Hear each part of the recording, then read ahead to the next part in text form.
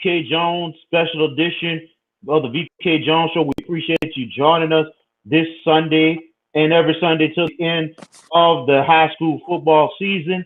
I'm VK Jones. We appreciate you joining us. We're on until 6:30. I'm sorry, 5:30 New Orleans time. I'm in the East Coast, y'all. I'm in North Carolina, so we're on till 6:30. So we appreciate everybody joining us this evening. And my co-host right here joining us, Mr. Jared JB Boy. What's going on with you, man? Man, what's going on, man? What's going on? Playoffs are rolling. Right. My picks looking good. I'm just gonna leave it at that. Yeah. Your picks looking good. My picks is looking okay. It's looking okay, but there's some surprises. We'll talk about that during the show. Also joining us today, hopefully he'll get back up. Dashone Denhams will be joining us. He'll be here any minute now, so we'll have him on to get his thoughts on the playoffs and also through the sports talk we're going to talk today. And joining us right now, our special guest for today. I mean, this guy here is very much a hard worker. He represents the city of Algiers, Louisiana. He runs Algiers TV. He does a lot, not just high school sports, but also through the community also as well. And he's also a O'Perry Walker graduate. This guy does a whole lot, man, and we would like to welcome him on. He does a lot for all the kids around the city, and we all know he is from the village. We got Coach Toe joining us on the show. Coach Toe Davis, what's going on with you? Hey, Coach Toe, how you doing? Coach, yes, Coach. Well, I don't know. I don't know. We had Coach for a minute. We'll have him back in 1 second. Man, but a lot going on today. We'll talk some sports first. Then we go get to the LHSAA playoffs. So hang on for a minute. Big shout out to Tony 11. We see you on here. You know what I'm saying? So we appreciate you coming by. And everybody, we're on Facebook Live. Also, we're on YouTube Live as well. So go on and check it out. Coach Toe, you hear us? I can hear him. You hear us, Coach? You hear us, Coach? Coach? Can't hear. We had Coach. We heard Coach earlier. Coach, you hear us?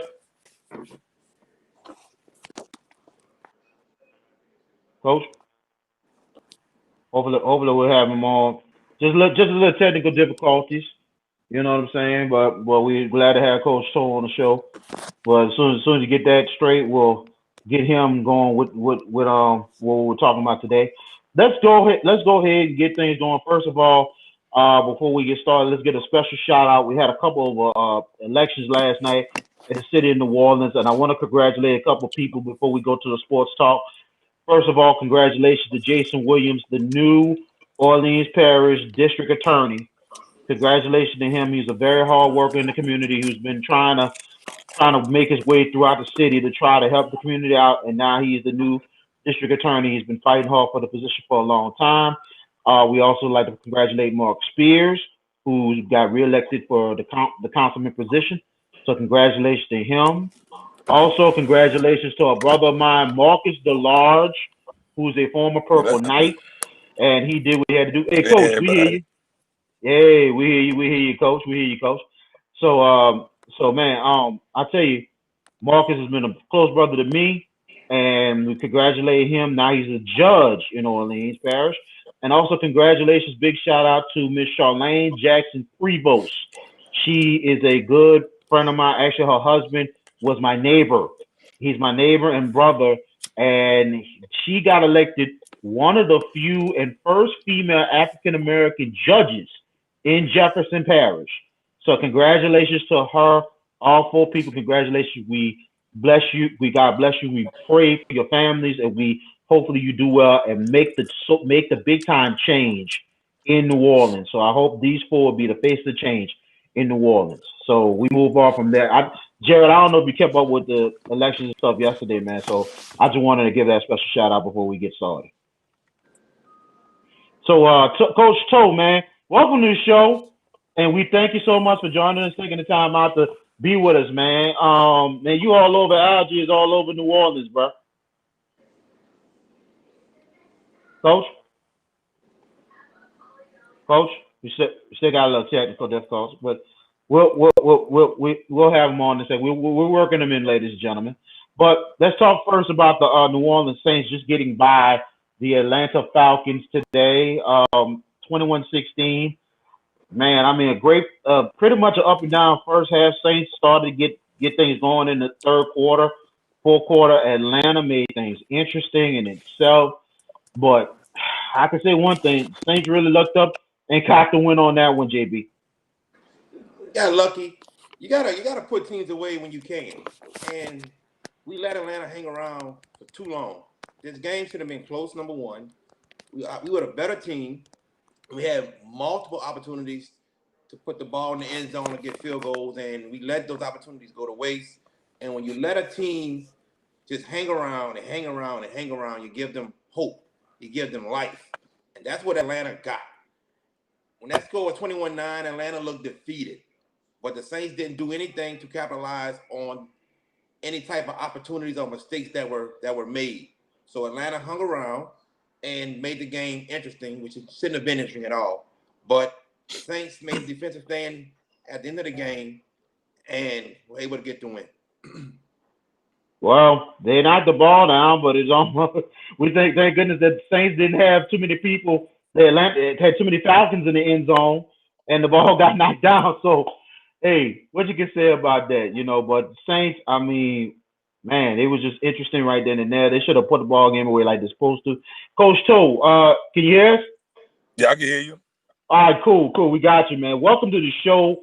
First of all, we thank you for taking the time out for joining us. And like we mentioned, you're Mr. Algiers TV. You're from the village, from Algiers, graduate of Perry Walker, and Facts. you really out here working hard, man. You know, we appreciate you joining us, man. I know it's a lot on you trying to not just cover high school, but youth sports, but also looking out for the children of Algiers. Oh yeah, man. That's just part of my job on this earth. You know what I'm saying? Just to be here and do God's work, brother. That's what I'm talking about. Let me get your thoughts on the Saints game today. I mean, looked like the Saints really kind of was a little lucky today, especially at the end. Definitely.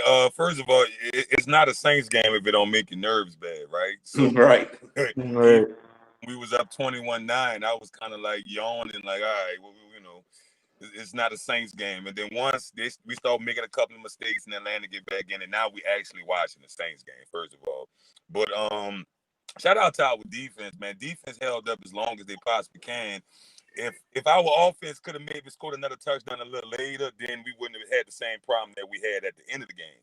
But that just kind of go to show the inexperience that Taysom Hill has with this offense to be able to play in clutch moments like that. You know, when you have the lead and the team is fighting back, when you're playing against a rival team that's just not going to quit throughout the whole game. So that today was a good learning experience for Taysom Hill, and hopefully he can kind of feed off that going forward, just being able to say he's been in a real battle as far as, what happened at the end of the game. Absolutely. Good numbers for, not too bad numbers for Taysom Hill 27 37, 232, two touchdowns.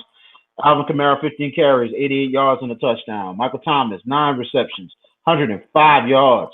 Yeah. And yeah, good day for Mike Thomas. I mean, Matt Ryan, go ahead. good for the good day for the offense, period. It was a typical moving the ball offensive day for us, you know what I'm saying? But we normally put up another touchdown to kind of like make the other team feel like it's kind of over for them. But again, we playing against Atlanta, a rival game, so I kind of expected to happen what was going to happen. Jared, some things kind of scared me a little bit. Taysom Hill had the chance, and he's got to get better at it late. He had a chance to put it away, couldn't get a touchdown pass, but last couple of plays a little bit, including late in the game, a couple of pass plays. Like my thing about those plays, I was kind of the issue I had, Jared, was the fact why they're throwing short passes, trying to get more yards, and Atlanta's figuring out and tackling them instead on one of the plays, the third down play. Why we're not throwing the ball? Why the Saints are not throwing the ball to the sticks and getting the first down? Good question. Well, number one, the receivers need to know to get to the sticks. Number one, 3rd and 6, 3rd and 5. You know you need a first down. You got to get to the sticks. No 3-yard out route is not. It's going to work when you need to get 6, 7 yards. So receivers the more need to get to the sticks. Number 2, I think later in the game, Sean Payton's play calling was just not that well. We got big back in Latavius Murray, run the ball with him. He's trying to run with Taysom. So some of his play calls to me was just suspect. That's just my opinion on the matter. I agree with that. I definitely agree with that, Jerry. But looking at it down the line, the defense. I mean, they did a good job, but lately it's something about that secondary kind of scares me a bit. Gardner Johnson with that wide open play when Ridley got the catch, and then all of a sudden a personal foul. That was real key there. I don't know what's going on with Gardner Johnson. I don't know if he started to be a hothead or something. I know he brings a lot of intensity, but he's been like lately been in a little bit couple messes. You know what I'm saying? What's going on with that, Jared? That's the same Gardner Johnson that was at Florida. He's going to talk a lot of trash. He's going to try to get under your skin. He's going to try to make you agitated. That's just his game, to talk trash. That is him. So this is nothing new. But I think other teams saw that he got in a fight with Mike and maybe think they can try to test him in order to get him to commit a personal foul, to commit a flag. We're seeing it every week. We saw it with Javon Wims in Chicago. You've seen it today with him and Russell Gage. So I think it's something that coaches are seeing and they want to try and test to see if they can get him to get mad with the things that he does. I agree. But other than that, I mean, this is nothing new. This is CGJ 22, the same person from the Florida Gators when he played over there. Yeah, and then sometimes he's got to hold his composure, but I get what he's saying. He's definitely a person that's going to try to get in your head, but they're going to try to get in his head because knowing what he gets himself into. Now, so I'm going to ask you this a little bit about the secondary too. Marshawn Lattimore. Now, this is what I don't get. Marshawn Lattimore, very talented DB, but here's my problem with him. My problem with him is the fact that you cover the best receivers and you do some good stuff. But against receivers that might not be the best, they light you up instead of just being consistent. My thing is, if you are the best, if you have very good corners, like a Dion, like a Ty Law, like people like basically some people that's good now. Why Marshawn Lattimore is not being consistent in covering every receiver all game, every game, not no one game. I mean, that's a good question right there, Coach. I mean, in all actuality, you don't have an answer for that. He's just one of those guys that gets up for the moment, and maybe he don't take everybody as serious. So it's kind of disrespectful to even bring up those greats that you brought up and mention him. That's okay. Yeah, I can see it. Go ahead. Okay, it's kind of disrespectful to even mention him in the same breath of those greats. He hasn't, like Ty Law, Champ Bailey, Darrell Reeves, even go back as far as the greatest of all time at cornerback prime time. Just being able to play every game on a consistent level and shut down. That's just not him. And what you said about him is absolutely correct. We have had barbershop conversations about this, why he don't get up for everybody, but yet when you play against somebody like Mike Evans, who's all world, you shuts him down. And he makes everybody else look crazy when they're trying to guard him. But for some reason, he can't do anything against you. Why that don't translate to every game? That's the $1 million question, Coach. I don't have an answer for that one. He just got to do better. Let me jump in. Let me jump in. Go ahead, JB. Go ahead. Let me piggyback off of Coach Tory.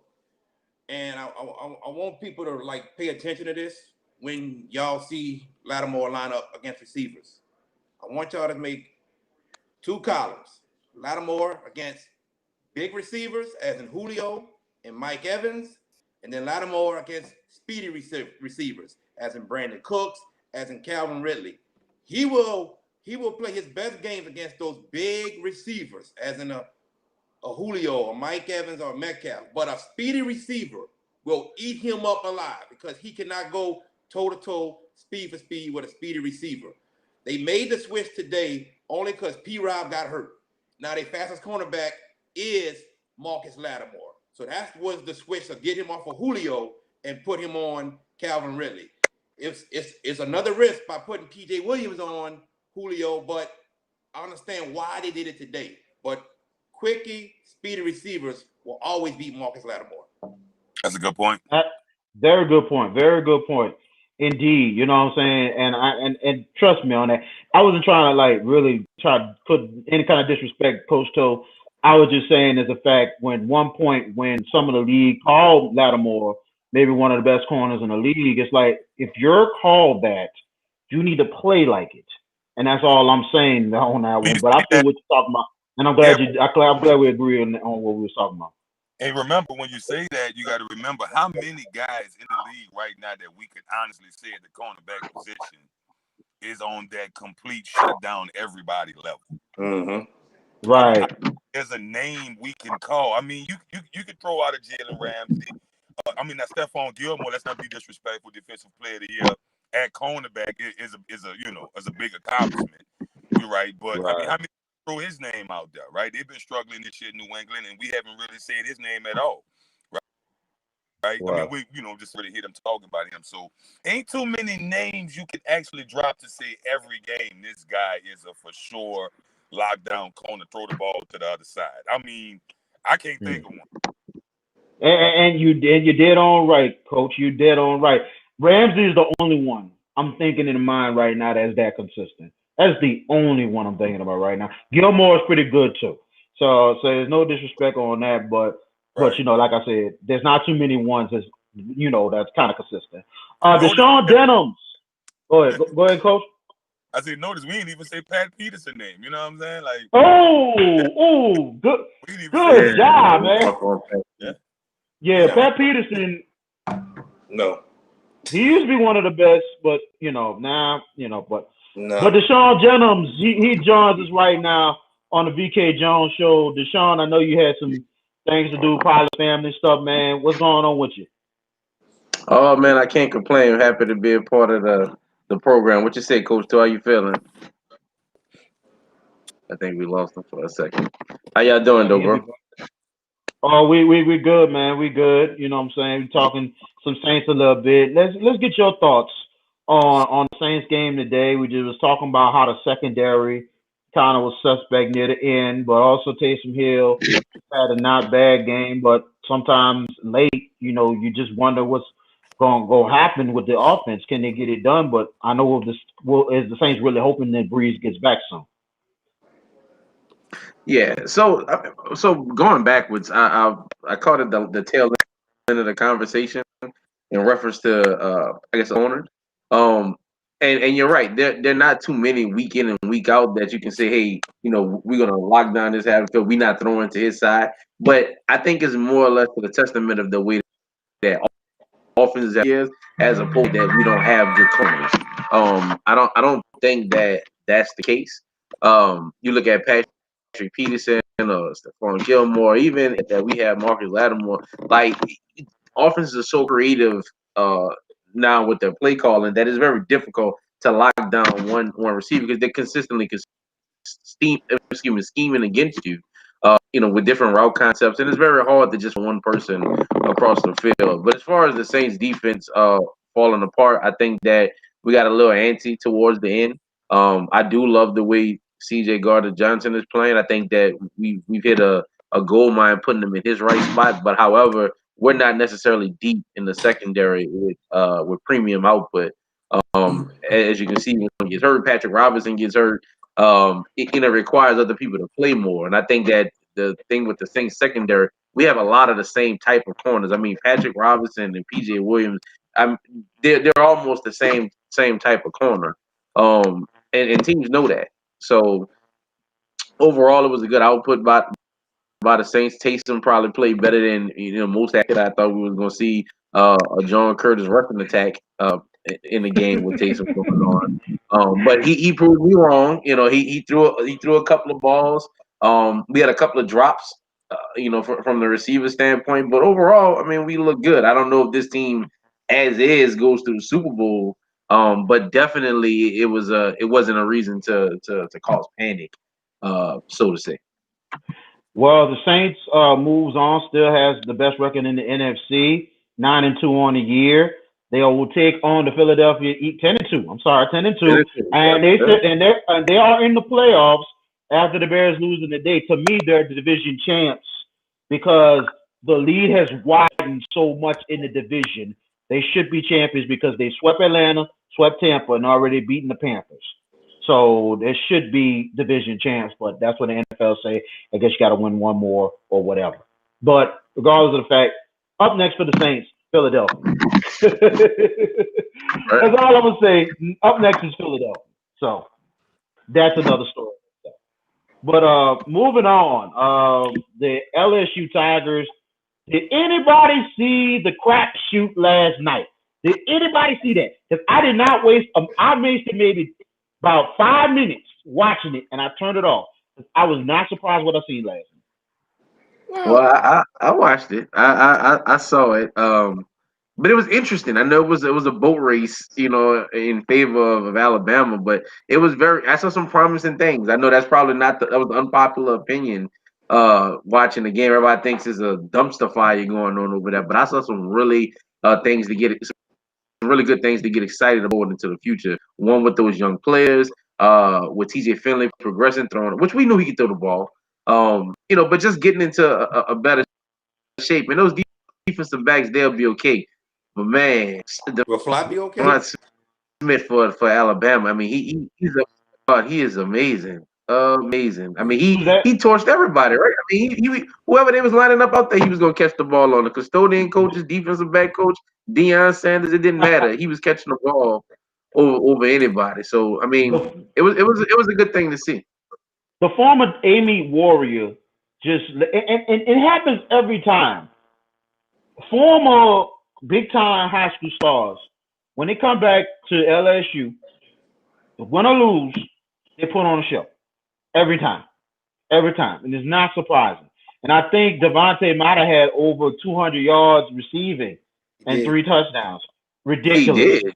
He would have had more, and he just stayed in the game, Right. And he was amazing last night. Jared, man.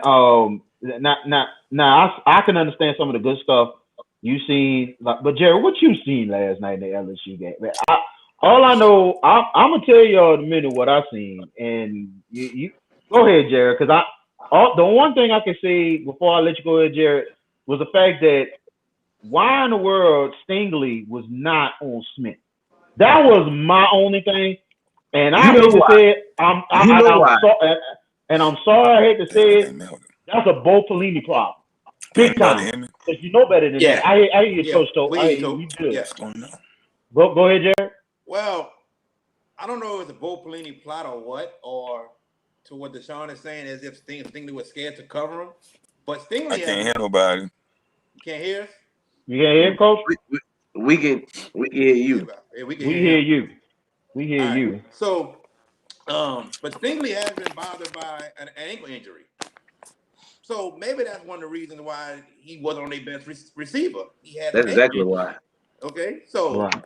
that's just it. That. Okay, best cornerback in the land. He hurt. He can't.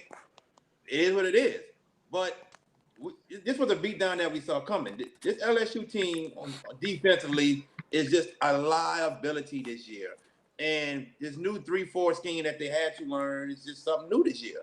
I think they'll be better for it next year, even with a training camp, mini camp, and all that stuff. They'll be better for it. But I mean, it's defensively they are a disaster. Can't stop the pass, can't stop the run with all that talent. It's pretty bad. Offensively, the O-line is just not there. They're not the O-line from last year. So, holes not being opened up in the running game. And then, you got to try to make plays passing. Now, we saw some good things from the young receivers in Bucci, for sure. And TJ Finley is progressing as he goes along through every game. But other than that, they just are not on Bama's level. Nowhere near it. Yeah, I feel that, and you're right about that. In Alabama, just was all point all over the place and everything, and at the same time, what I seen after the end of the game, and it was interesting in itself. Coach O was hot, really hot, And I can say what happened. He had to be embarrassed after what happened and everything. He understands that Alabama was a better team. 55-17. This is really unacceptable for a defending national champion. I I think we hear you now, Coach. But I'm like, this is unacceptable for Coach O. And the way his outburst was after the game, I'm like this. There's some changes about to happen in offseason. There's some changes about to happen. Because the fact of the matter is we know the evolution of Coach O and also the changes he has made over the years and everything All right, and the evolution of how he's got better. But I think there's going to be some changes in the offseason, in my opinion, because Coach O don't act like he goes off, but I ain't never seen him that hot after a game like that. That was unbelievable. When you say changes, what expound on that? What do you mean changes? I'm like this. Some players are gonna be X Bay or not just supposed to be X Bay, not just players being X Bay, coaches too. shit. There's gonna be some changes. There's gonna be some changes. I'm gonna tell you that now. There's gonna be some changes off the rip. That's how I'm looking at it. I think after this game is Excuses. is Bo Pelini is Bo Pelini gone? You know what I'm saying? More than anything else, I think after yesterday, yes, because it ain't just the fact of the strategy. I can see early in the season, and I get the scheme. But after yesterday, I like Bo, but this might be it for him, man. This is late in the year. You have to play better than this, and that's effort. And I gave him a pass against Missouri. I gave him a pass. Bama, and we understand how good that, but the effort, I was like, I'm like, this might be it. I want him to stay, but it might be it for Bo Pelini. That's one of the big changes. I think Linehan might get maybe one more shot because I don't think he has anything to do with the downfall of LSU. So there are gonna be some little bit of changes here and there. I think Coach O's gonna kind of swing the hammer a little bit in the offseason because after last night, he's embarrassed, very embarrassed, especially for a defending champion. Coach Toe, you hear us? You coming up? Let's see. Can you hear us, Coach Toe? Can you hear us, Coach Toe? Can you hear us? Can't hear us. Can't hear us. We're still working to get Coach Toe back on, so hopefully we'll get him back up there. But do you think some changes will happen, Jared, or not after what we seen last night? I don't think so. I really think he's gonna try to give them one more year, and go from there. I don't think you're gonna see Pelini be fired or Scott Linehan or anybody else from the coaching staff. But depending on the sexual assault cases that investigation that they got going on, something else might happen in the waters. We'll see. Interesting. Very, very interesting indeed. Any changes, Dashone? So you mentioned I agree with Jared. I don't think they're gonna make any changes kind of soon, because Yo, I can't hear nobody. We hear you. we can hear you though. We hear you. We hear you. Coach, you hear me? You hear us? You might have to reset everything. Hold on a second. You might have to reset. I know. You know what I'm saying? So, Coach, come back to us, Coach. We definitely hear you. Right now we just can't really. We hear you, but you can't hear us. So, so hopefully we'll get back with you. Well, to answer your question, I don't think that any changes would necessarily are gonna happen right now. However, I do think that time is needed for those players to grasp Bo Pelini's system. Um, Throughout the year, I mean, it hasn't looked good. I mean, even at the on the men's of Coach O, they wanted the defense to simplify things in order for these players to kind of gain a better handle on it. But I don't think that that's happened. You can attribute a lot of that to obviously with the tumultuous offseason, and some of it just to the fact that it's a bit difficult. And you're talking about young guys. There's no veteran leadership. I mean, even your most experienced player in the secondary is a sophomore. We talking about they're extremely, so none of them are extremely, have played a lot of games in terms of it's not games, excuse me, like older in age. So it's a learning process, and this is a learning process for everybody. So I think that if this product kind of mirrors itself again next year, then I think heads will roll. But anything short of that, I think that we're just a wait and see game right now. That's very, very understandable. Very, very understandable on that one. We will talk about high school players next 15 minutes. This is the VK Jones special edition right here on a Sunday afternoon. VK Jones, Jared JB Boyd, Dashone Denhams, Coach Tory will be back with us in 1 second. Big shout out to the number one Crusader fan in the world that's watching the show. We will talk about the playoffs in a little bit, so you're gonna have to wait, young man. So if you know who that is, Mr. Boyd.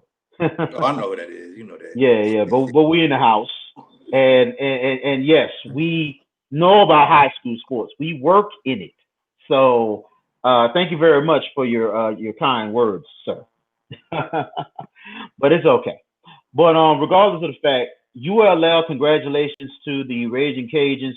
They are in the Sun Belt Championship game, and a big win. I mean, big ups to Coach Napier who came back from the COVID that he had and everything, and ULL looking up like the Saints. But man, Jared, your thoughts of what happened the last couple minutes with them taking the safety? I was thinking like, what in the world are you doing having Levi Lewis taking the safety? But one side of it, I don't know. The other side, I might have kind of understood a little bit because of the fact of the special team disasters. Forget that. Forget that. You trying to beat Appalachian State, the one team in the Sun Belt that you have not beaten yet, and you feel like you won't get over the hump until you beat them, and to actually take a safety and give them the ball back. Give them the ball back with enough time, where they almost scored a touchdown, almost. That was mind-boggling. Dumb coaching number 2. Don't take the safety. Go get the first down. You don't get it, kick your field goal, or just little poos kick it and pin them deep. You don't give them the ball back and just take a safety on purpose. That I couldn't believe they did that. Couldn't believe they did that. I've sit here and I've always said this whole year that it's the luckiest college team in the nation. They can easily be 2-10, easily be 2-8. Excuse me, but they're what 10-1. I don't know, but whatever. That was just mind-boggling, dumb coaching. your thoughts, Dashone, on the decision, and and not just that, your thoughts with ULL making it again to the Sun Belt Championship. Well, congrats to them. I think that ULL is a really good team, but I agree with JB. ULL has to be one of the luckiest teams. They can change their mascot to the Fighting Leprechauns if they want. It would be totally fitting in terms of how much luck they receive. But again, I think all of it is warranted. As far as that play call, I think that was a ill-advised decision. I understood it. Me personally, I wouldn't have chosen to go that route. But again, that's why I'm not coaching. And we're just writing and commentating on it. But I agree with Jared 110%. I just didn't see. It was just too high of a risk to make that call. Luckily, it worked out in their favor. But UL overall is a pretty solid team. I think what they have over most teams is that they know the level of their capability. They know who they are. And I think their coach has a really good understanding for the talent that they have across his team. So he's able to execute things without it, with it looking very polished. And I think that it showed on the field. And like you said, Jared, they could have easily been 2-8 as opposed to 9-1 or whatever the actual official record is now. But it could have swung a different thing. But it's the Sun Belt Championship. I think this is gonna probably be the most interesting championship game running, and you can mark that down. Indeed, it will be interesting, and big ups to ULL. And I think that shouldn't have happened with that safety, but regardless, They're in the championship game. They're going against Coastal Carolina, that's undefeated, and congratulations to them. Chanticleers, They yeah, man. beat BYU yesterday. Man. Low scoring, but a very good ball game. My only thing about that, and I kind of get on the coach a little bit, they should have went for it on fourth down, win the game, don't get the ball back to BYU. But then on top of that, and this is what I don't get. I don't understand this, Jared, and please answer this question. If other teams don't have no timeouts, and one team is rushing 3 and they're sending back 8, why they're not sending a blitz to get pressure? You get a sack on the quarterback, there's trouble. Why? Tell me that question. I don't understand it. I see that all the time in NFL. I see that in college. Why in the hell they don't send a blitz when the team got no timeouts? They ain't got to send an all-out blitz. You can send 1, maybe 2. Get extra pressure on the quarterback. The team ain't got no timeouts. I can answer that. So Go ahead, John. So on, I guess from an outside standpoint, that looks like the wisest decision to make. However, that gives you a disadvantage in terms of numbers. So we're attempting to protect. So you dropping back as many as that you can. They don't have any timeouts. So even a completion on their part is technically going against them. But to send an extra blitz, you're rushing 3 and 4. That's technically just your normal blitz. And then you got a fat guy out there doing that. So it doesn't necessarily bode well for defense, especially a select defense. And you wasn't getting home when you were sending 6. So it didn't make having a 4. It just made more sense to put them back in coverage as opposed to sending them out. Because even in the beginning of the game when they were sending 4, they didn't get much pressure. So why do it now when you need to actually the ground? So that's the issue. I was going to say this. They dropped back 8 because they couldn't stop them when they was rushing 5 and 6. Yeah, right. That's what I'm saying. They didn't get home then. So having a 4-man rush versus 3-man rush is, it's just splitting apples at the end of the day. It didn't make much sense. That's true, but here's the thing. I don't understand that, and that's kind of an excuse to me. Because here's the thing. This is late in the game. Offensive line is tired. You better send somebody with help. I'm not saying send 5. I'm not saying send 6. Send 4, maybe 5. But send a 4th person. It could be a delay blitz. It could be a safety blitz. Something. Get some extra pressure. Offensive line is freaking tired. A 4-man rush. That's a regular rush. Well, it's a regular. What I'm talking about, sometimes they line up 3 and have, you know what I'm saying? Like it's a 3 and you got 8. You're thinking they're about to have 8. You got that 1 sneak in, but you still got 4. But you still got 5. You still got 5 linemen to protect. So it make the numbers are still in favor of the offense. Still numbers. In that regard. That's true. I'm just saying, no, I get it. I mean, I figuratively I get, why you speed up the clock, make them get rid of the ball a little faster. But I don't know if you ever seen DBs in coverage at the end of the game, no matter what team it is. This has to be they forget everything, technique. They never seen a ball in the air before. Like, so you want as many eyes on the ball as possible back there. Because them kids, we talking about 19-year-old kids. Them kids that's a lot of pressure. Like, imagine if we stuck you back there. And we all played 3 flies in as a kid, but it's a difference when it's just you and it's a whole bunch of the other teams. So it's a lot of pressure. I better be safe this start. Right, I understand. But my thing is, what made me, there was 2 instances that made me think of that, and I always say, send a blitz, you get it. And here's the thing, you get a sack and they got no timeouts, there's a great chance you win the game, especially under 10, 20 seconds. That's the game. They got to sit and spike. You screw it up when you get the sack, that's it. And that's the thing. I seen that there was 2 instances that drove me to thinking that point. One was LSU Arkansas, and that was like, I think it might have been 99 or 2000 when Arkansas came back down the field and won that game in Arkansas. And that quarterback was kind of up and down, had an up and down game, and all of a sudden he found a wide open guy. And I'm like, why they're not blitzing? Arkansas had no timeouts. Sack wins the game. And I'm like, that's crazy. But then the Evangel Eagles, and we talk about the first role of talking about Josh Booty and all that, Josh Booty and company with Evangel and everything.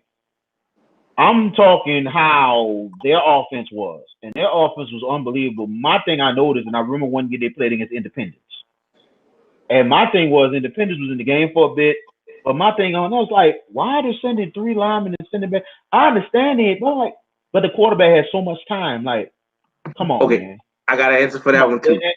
And that's my thing. Go ahead. I have an answer for the Evangel question. So if you ever watched Evangel play, and this is almost new back then. We talking about in the early 2000s, late 99s. You know, when you had, like you Right. said, Josh Booty and Brent Rawls and Ron Brock Berlin. Berlin. Yeah, you know, Rock Berlin. those were unbelievably talented guys throwing the ball. They weren't just good football players; they were really good quarterbacks. So Exactly. give them props. Yeah. However, that was not a normal shotgun that you ever seen. That was a glorified pooch punt formation that they were lining up in. So kind of like the same answer before, whether you sit in 3 or 4, it would take so long to get to the quarterback. It was it was working to a disadvantage. The quarterback was 7 yards Right. Yeah, behind so center. that was the 7 reason behind. that Evangel was throwing, for all those yards in the game. I mean, that wasn't a fluke. They wasn't playing, Oh the Lord, it park ball wasn't. team. They were throwing against. But I got to see it firsthand. Britton Raw was the quarterback. St. Aug played Evangel, and this is the game plan coming in. 3 down linemen, everybody black in coverage, and it confused them. It made him have to read coverage, and then we had really good rush ins.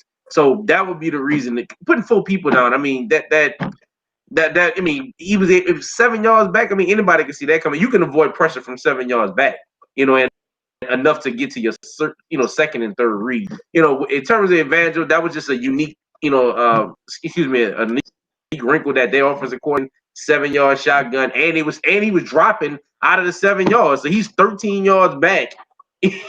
Slinging the ball 25. I'm talking about 25-yard outs. Right. So And I agree with that. different. I remember that game. And I remember you was on that team. We talked about it before. Michael Franklin, Jason Burns and company, Brandon Smith, and Yeah. rest in peace, Akeem Jala. I mean, man, they went up there and did their thing. And I think another team that really gave them pressure and gave them fits was Hanville. When Yeah. Hanville took them down in the dome. And Yeah, that we're was talking the about first teams with time I athletes. seen. Right. And they really had athletes. That was the first time I seen Evangel got blitzed. Yeah. And blitzed pretty bad. So I was like, wow, But at the time, reason why I hope that Hanville would probably beat Evangel because Shaw ended their streak earlier that year. So I was waiting for somebody to say that. yeah. 2000, 2000, the year Shaw went to the Da, dome. But Shaw but but broke here, the but here, streak. but here- but I here's was waiting here's the for it, thing. bro. I mean, Yeah, man. yeah. Y'all ended that streak. I give y'all props. But then all of a sudden, the wake up call came next week when The St. wake up Aug went call up in came there in next West week. Jeff. St. Aug What? went up in there and stomped y'all the next week at West Jeff. I was at that game. I was at that No, game ain't no at West Jeff Highsmith's. Stoners. No, no, no, no, no. We Y'all play St. Aug at Hoss that met next week for yeah, district. that wasn't the following week. We beat Evangel and we Mm-hmm. lost to Salmon the following week, and then lost later on to St. Aug and Rummel. Oh, But we still okay. went to the Dome and lost to West Monroe. right. Right. Yeah, Yeah, I and was I at still say that the this. Shaw game And, and, was in the middle of the day. I remember that distinctly. Brandon Morgan yeah, yeah. had an intercept and went back. So Mm-hmm. that was a good That was game. a great day. That was a great day. We gave Shaw their first loss. That was a great day. But at No, the same time, y'all yeah, y'all did. Y'all was undefeated going to that game. We no, took y'all Nah, out. they had already taken a loss Y'all that took a earlier we that loss. lost year. to Okay. Yeah. My Yeah, bad, my bad, my bad, in the my bad, second my loss. bad, Yeah, my bad. yeah. But at the Michael same Franklin. time, man, y'all still got in the dome. But I still say to this day, I don't know how Eric let y'all get in there. I don't know how. Still to this day. And I'm not gonna say the person name for Eric. All I know, the dude had the ball in his hands on a winning drive and fumbled the ball, and I was like, "Oh, that's the game. That's it." I'm like, it's almost, but it was almost A like lot a of people curse say for that. Eric. A lot of people say they don't know how Eric lost that game to Shaw. A whole lot of people to this day. It is what it is. We took the It is lead. what it They is. had the ball last. Mm-hmm. Receiver caught it. Cornerback stripped it. It's the Eric Shaw. Recovered. It's the Eric Shaw curse, and all of a sudden, years later, Shaw Eric in basketball over in Lafayette, and Eric had a lead, and Shaw had this comeback. It wasn't a comeback. The biggest. It wasn't a comeback. John Eric couldn't make free throws. No, that was the thing. John Eric had a 15-point lead. The free throws got Shaw back in the game. The missed free throws. Yeah, it wasn't a comeback. Yeah. Eric could make the free throws. Right, but I was gonna say it was a big comeback. I'm saying Eric was up as much as 15, and he dominated most of the game. And I was like, and I'm still shocked to this day because I'm like, and my thing was, and I had to put it on Eric a little bit with the coaching staff. If this guy misses free throws, why you're not getting him out? Get him out because he's not making them. Get somebody who can make free throws. And I still, but it's something about that. Eric just was cursed against Shaw. That's all it is. Right, but Shaw,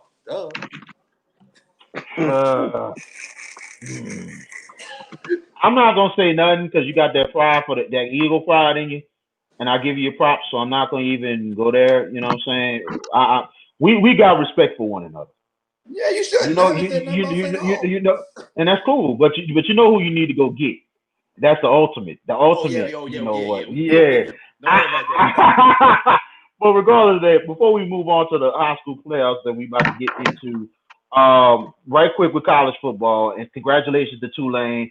I think they probably is bowl eligible, 35-21 winners over Memphis, but it depends on how many bowl games going to be available. But a huge win for Tulane, huge win for Willie French and company. But I think brighter days are coming for them. We'll see what happens with Tulane down the line. Now let's talk about the college football playoff right quick before we get into high school.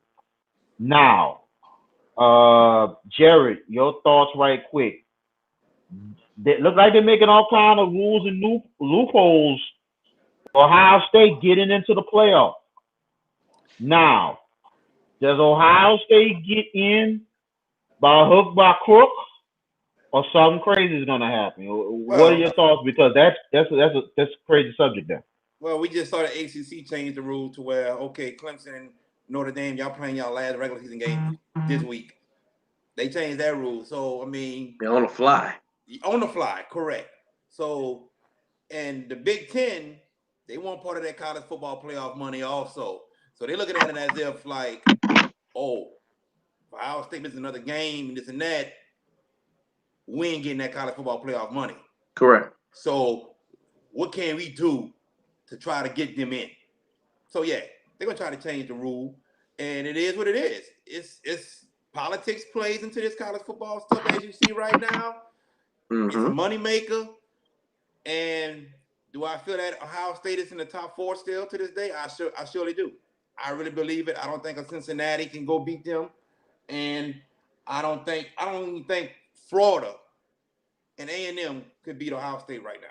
That's my feeling towards it, and that's just it. I think you're going to see Ohio State inside in the college football playoffs. Well, Jared, well, it's gonna be interesting on that one. Your thoughts, Dashone, on this subject? I agree with Jared. I think that Ohio State is supremely more talented than Texas A&M coming into the playoffs. So it's gonna be tough in Florida even though Florida's playing really good ball. Kyle Trask is a good ball, but I mean, how hard is it to do that when they're throwing the ball and running the ball 8 times a game? But I don't know. I think that it's gonna come down to these championship games to make it a little easier on the committee. But politics has probably more to do with it than on-field play.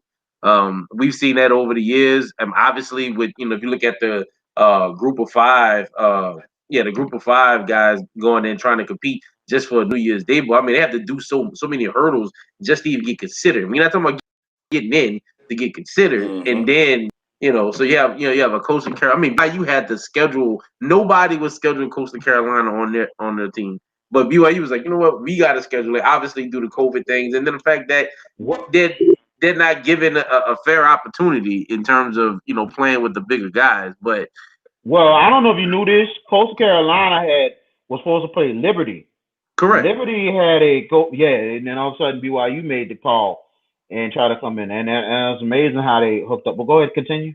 Yeah, I know but what you were saying. BYU would never. Yeah, I did, but BYU would never make that. Never. I don't care if Coastal Carolina had an open date.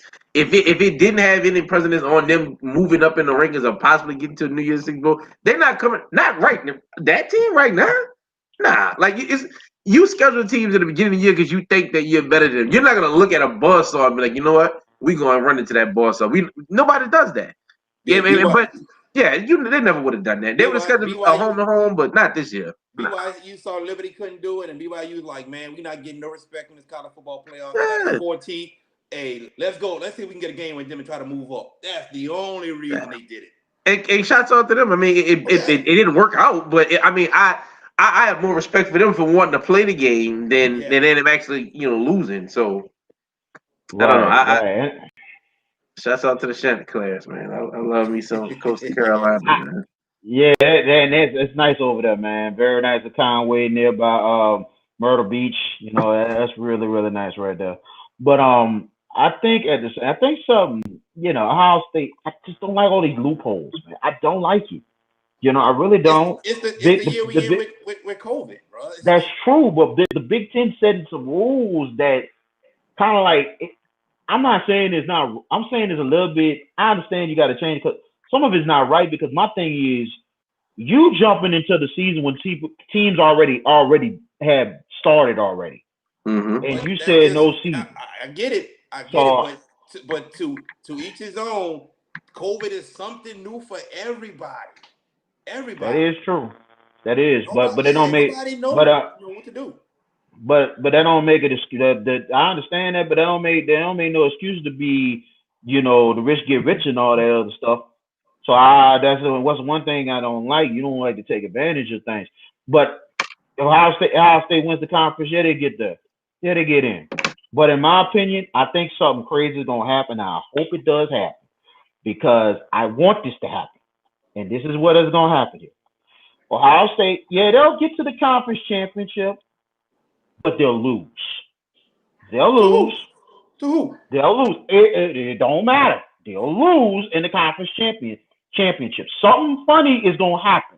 No. Something funny is gonna happen. I'm telling you, if funny stuff that happened in 2020, something funny gonna happen with this. Who's going to too? You told us John Eric going to state. Here's the thing. They're gonna lose in the Big Ten championship game. No. Bama will probably get by Florida. They'll get by. So they get by Florida in a close one. ACC, I'm like this. This is the only way that things get kind of shaky. But here's the thing. ACC will be covered if Clemson wins. Clemson beats Notre Dame. Notre Dame and Clemson are going in. They are both going into the playoffs. So you'll have two from the ACC, one from the SEC. Now, Ohio State loses. Guess what? Cincinnati slides in. They slide into the playoff, and it's a wrap. Sounds very logical. Sounds logical. Yeah. They slide. The thing is, Cincinnati, Ohio State's got to lose, and Cincinnati got to keep winning, and they got a great chance. But at the same time, they got Tulsa next, which I think Tulsa just got by Navy. Tulsa's good though. Tulsa is good. Well, Tulsa is good. So if Cincinnati wins out and Ohio State loses, there it is. Cincinnati will slide into the playoff. And some people might say, going to lose to? Huh? I asked them who they going to lose to. I asked them who. Well, right now, who's leading in the other division is Northwestern. That's my point. So, like, who do you go? No, man, not even. Northwestern's a good team. UL is a good team. Northwestern's a good team. They're not Ohio State. I'm just hoping that it happens. I was just wishing that Iowa would have beaten freaking Northwestern. If I would have beat Northwestern, I'd been like for sure. And then like Iowa, yes. I'm like this. That coach from Iowa then found ways to beat Ohio State before, and he'll do it again. But I don't know about Northwestern. I'm hoping they can get it done. I just want something crazy to happen. I'm not one of the biggest. Look, I don't like Ohio State. I'm not a hater of Ohio State. You know what I'm saying? Like, they're the most luckiest team in the nation myself. but my hate's for Miami, and that's just me. You know what I'm saying? Besides all that, but it should be interesting down the line in college football playoff. Let's talk about now the LHSAA playoffs. We got like 30, almost 35 minutes to go into the show. Coach Toll, hope you can come back on with us. Hopefully, if you got things straight with us. If you don't, we'll definitely have you on the next time. He must have ran into some technical problems, but it was good to have him on. But let's talk a little bit. We wanted to go to Class 4A. Let's go there first. Hopefully, he can come back on with us. Let's talk about last night. Warren Easton, they move on 56-0 over LB Landry. To me, I thought it might be close early, but I wasn't surprised with the result. I picked What? Warren Easton for one reason only, and I said it myself, the most disciplined team out of the two. They're the most disciplined team. But And I don't know if you was at the game how last night, hard is Deshaun. that? No, it wasn't that hard, but my thing was, you know, looking at, and I'm not knocking the year that Coach Keenan Lewis had basically good. To me, kind of saved his job a bit. But last night, I don't know if you was at the game last night, Deshaun, but I was hearing all kind of stuff before the game and everything, and I guess it was head games and stuff. But I was thinking, I don't know if you learned a lesson from years and years ago when Warren Easton played Landry Walker at Berman, and they tried to tear up on what it was Tyron Johnson's jersey, and then all of a sudden Warren Easton won that game. They So it's did almost tear it like, up. yeah, They ain't exactly. tried. Did. They They did tear it did. up. They did tear it up, but then it motivated Warren Easton, and Warren Easton won that game. So it's Right. almost like I don't think Keenan Lewis was there at the time. I don't know if he was. I'm like, I don't know. Did you learn a lesson? I don't know what happened, but it wasn't even close. Warren Easton showed not just the discipline, but their experience as well.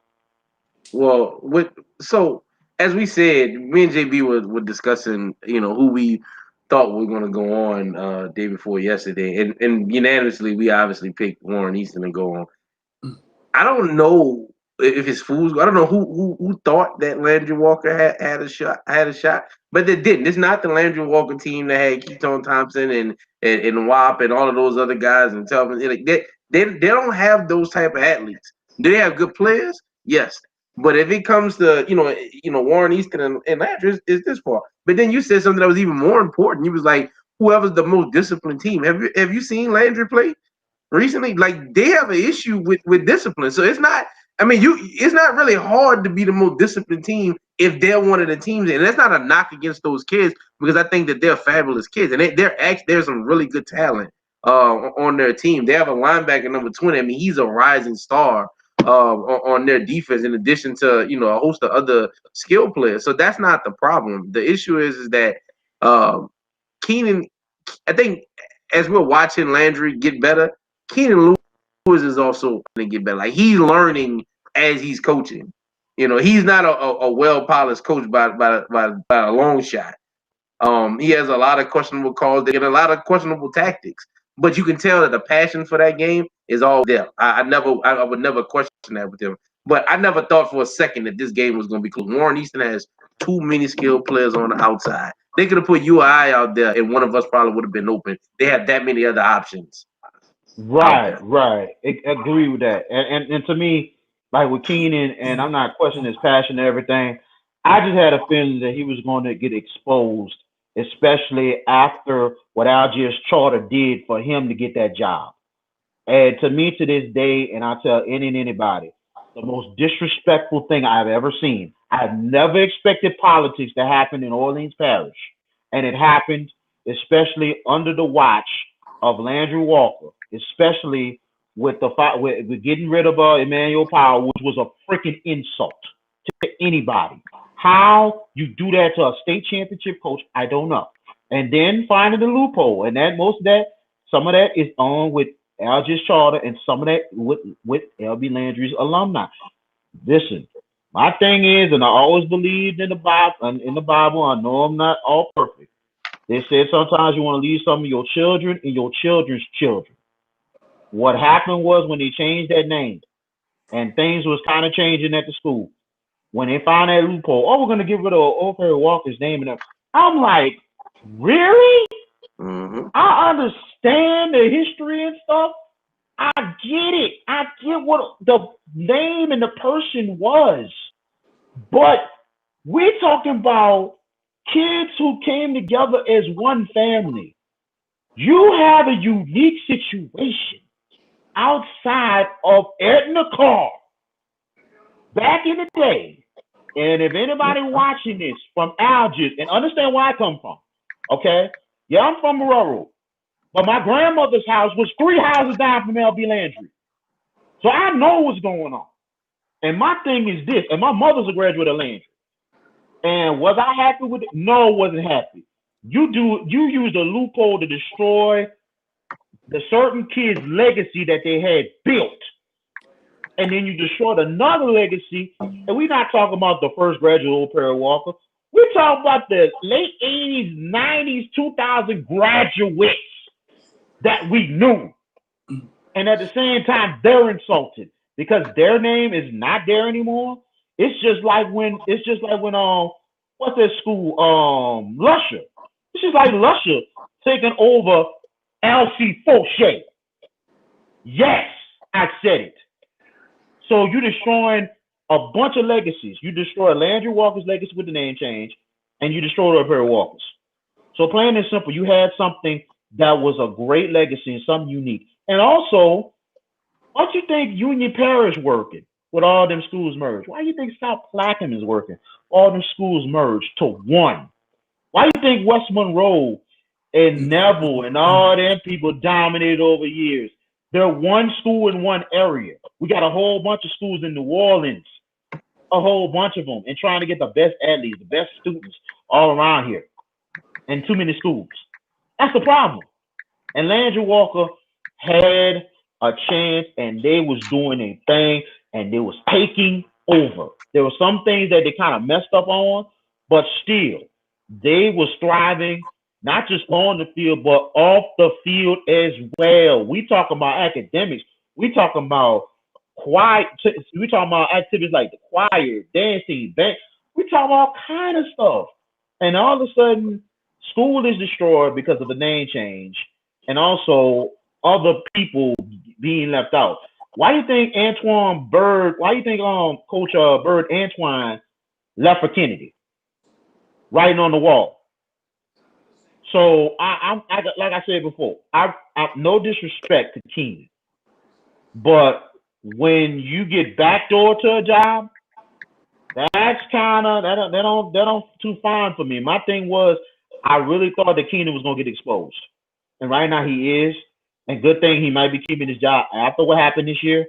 But you're right, Dashone, is a huge difference with kind of like discipline and all that. You know what I'm saying, Jared? Your thoughts? I ain't mean to take long, but go ahead, Jared. I'm about to go back to the football game because we went all off topic about the name change. Like you had to vent. Like this is bothering you, huh? This was something that I've been wanting to talk about for the longest. I'm saying that because I'm not just the fact of St. Aug alumni. I have worked in prep football for over 12 years. I didn't see great movements in and out. I didn't see turnarounds in and out. When I seen what I seen in Landry Walker was maybe one of the most amazing things I probably have ever seen with a merger school. And we're not talking about them winning the first basketball state championship. We talking about when they won the state championship in football.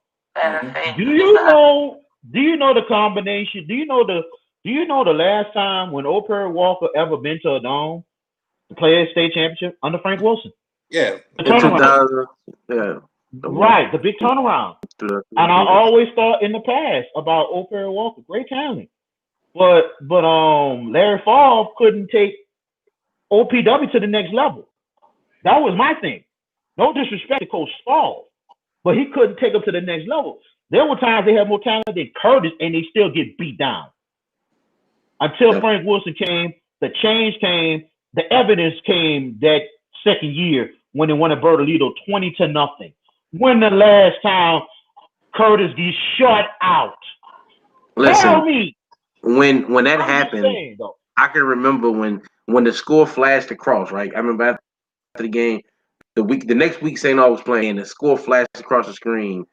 We didn't play till Saturday, so we watching Friday night football. It flashed across the screen. I said that's a misprint. Got to be a misprint. It was 20-0. He shut them out. So when that happened, it sent the message to everybody and put everybody on guard that hey, it's something special brewing over. No team was doing that to John Curtis, and it was. Right. But then on top of that, with Orleans Parish, you always talk about Carl. They talk about Carver a little bit. When that went, the game was changing for Orleans Parish. The game was changing. And the game started to change from that game forward. You could tell it was Oprah Walker's night. I watched the highlights of that game. Chris Williams on the second play of the game throws an 80-yard touchdown, straight spiral in the rain. How many times you ever seen a spiral in the rain at Bertolino? I still say to this day, the fact that I always say that Orleans Parish, I always had talent back in the day. When I was at St. Aug, they had talent. They just never really had the coaching to really go forward with it. But the change was made with Frank Wilson. The change was made with Wayne Reese.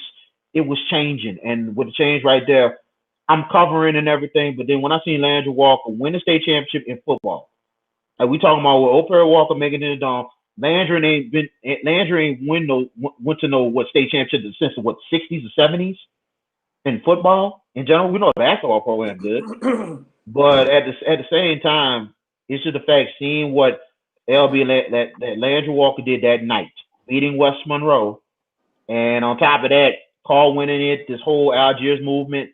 That was probably the best thing I ever seen in my 12 years of covering the high school. I've never seen a night like that. And we thought that Algiers community was coming together. Now it's coming apart at the seams with that whole name change. And I still say that, I know Coach Toe and he's got a heart still with Landry. He's an El Perry Walker graduate. He does have a son that goes to Landry, and he still supports because that's part of his community. And I get it. But at the same time, a lot of OPWs not feeling it. And that's what it is, man. You had a family, now it's split more apart. And I apologize for the Dashone, ladies and gentlemen, but I just had to talk about that because that's been on my mind for a minute. All right, now back to the game. Now back to the game. I'm sorry. Now back to the game. Back to the game. It was just an interesting subject because of the fact that's why we had Coach Cho just to talk about it in the beginning. But go ahead, Jared. Get back to the game. Back to the game. All right. So let's make a checklist.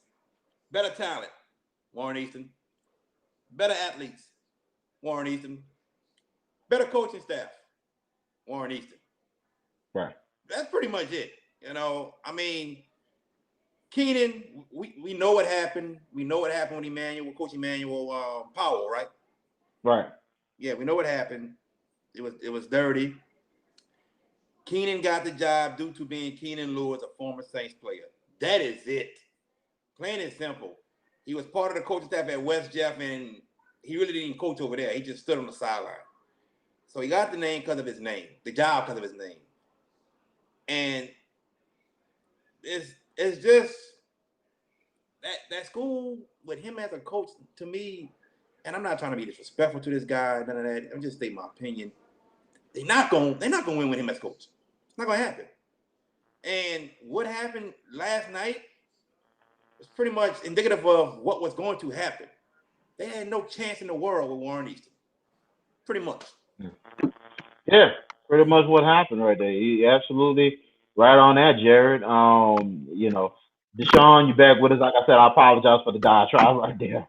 But I think you get it off your chest, man. Get it off your chest. Yeah. But I hope you understand and just if y'all can disagree with me if you want, but I'm glad some of y'all understand. I was trying to get Coach Toe to just talk about that, and I hope he's watching. It's just a fact. There's no disrespect about it. It's just a fact.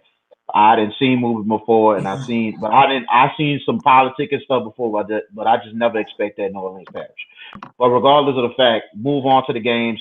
In the car, scoring over 70. As they'll take on you as they go on the road. Warren Easton will host Tioga. Minden will take on Neville. Big Bad Neville. Minden really surprising some people right now. Karen Crow taking on Plaquemine in the quarterfinals. Your pick, guys. Let's start with you, Dashone. For which game? Let's talk about 4A, the quarterfinals. Any surprise picks? Any picks that's going on? I know you probably got Easton and Carr going on, but Minden's taking on Neville. Karen Crow as home against Plaquemine. Well, I expect Karen Crow to do what they always do and take care of business. Again, you made a point earlier about the schools being in one area and just cultivating those kids in that one area, and that's kind of the issue with Karen Crow. So they produce a pretty good football product every year, so I don't expect this to be any different.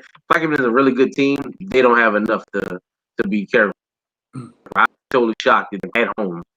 As far as Minden Neville, I'm always gonna ride with Neville, but Minden is playing really good ball and is at home. Stranger things. If I had to pick an upset in any one of those games, it'll probably be in the Minden and Neville game.